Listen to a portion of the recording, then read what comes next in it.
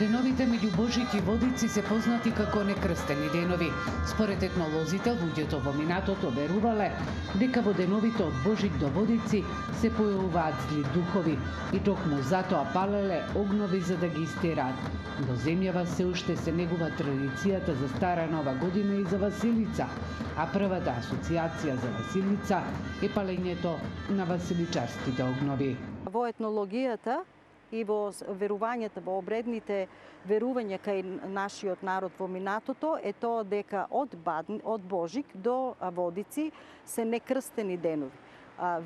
Народот верувал дека во овие некрстени денови луѓето се изложени на опасни разни демонски сили или лоши сили. Верувале дека во вечерните и ноќните часови надвор шетале разни самовили, вештерки, вампири или караконџули и заради тоа тие имале и низа заштитни обредни действија кои што ги практикувале за да се заштитат од разните надворешни демонски сили.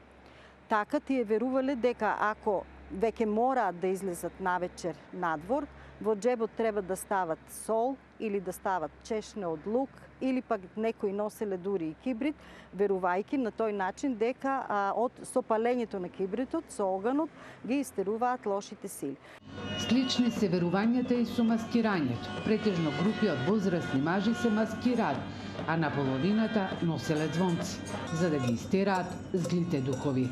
Во деновите пред Водици се маскирале во разни кожи, биле со исцрнети лица, носеле стапови, тоа биле групи, машки групи, носеле стапови, меѓутоа на половината биле наредени со звонци и клопатарци, верувајќи дека на начинот на кој што тие ќе се движат и звонците ќе тропаат, создавајќи голема бучва, ќе го истераат демонското или она што е нечесно и лоша сила во нивната околина. Вакви обичаи и обреди во минатото имало и во Штип и Штипско. Организираните групи и игри биле познати како џоломара, а додека учесниците во групите се нарекувале џоломари или џамалџии. Има и остатоци, односно џамалџиски гробишта во околината на селото Љуботен и во Светиниколското село Ерџелија.